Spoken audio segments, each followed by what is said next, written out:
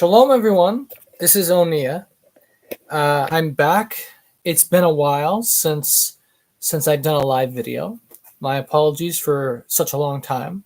But today I'm just going to give a brief. I'm just announcing that I am going to be doing a live presentation tomorrow on the Sabbath of the Apocalypse of Peter. Originally, I was going to do the presentation on Sunday, but I had to change the timing. So I'm going to be doing it now, starting at noon Eastern Standard Time on the Sabbath. And what's going to be very significant about this is that this is the first ever full, complete English translation of the Apocalypse of Peter.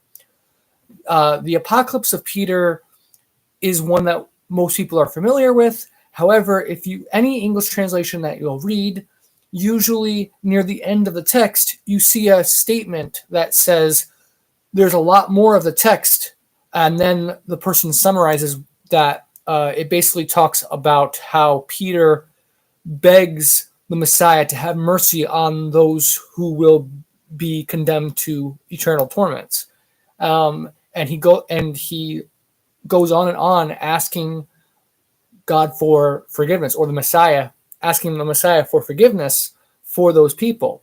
And then finally, apparently, he has some level of mercy for them.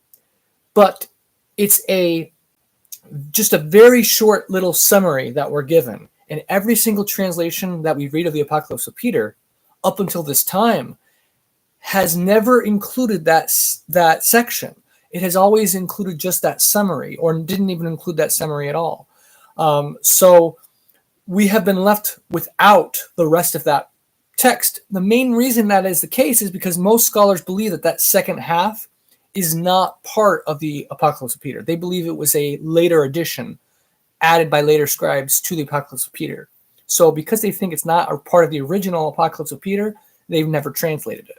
But in the Ethiopian manuscripts, there's actually only 2 Ethiopian manuscripts of the Apocalypse of Peter, and it includes the second section in both manuscripts.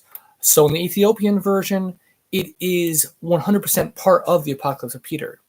Finally, however, the first full English translation that also translates that second portion has been done by a professional academic scholar. So we'll be sharing that tomorrow. I will be giving you guys access. I received a copy from the publisher's website. It's a free PDF. So basically anyone who wants a free copy can just download the PDF from the publisher's website. So I'll be giving a link to that tomorrow. And we're going to be going through this. We're going to be reading it together.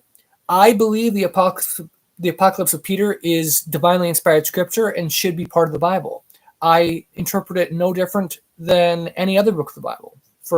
So this channel is unique in that most of the extra books, as they call them, I believe are divinely inspired scripture, and I teach that on this channel. So we will be reading through the Apocalypse of Peter in full, starting from the beginning with the text that everybody has read already, but we're going to be reading from the beginning, so we have the full context of the entire book.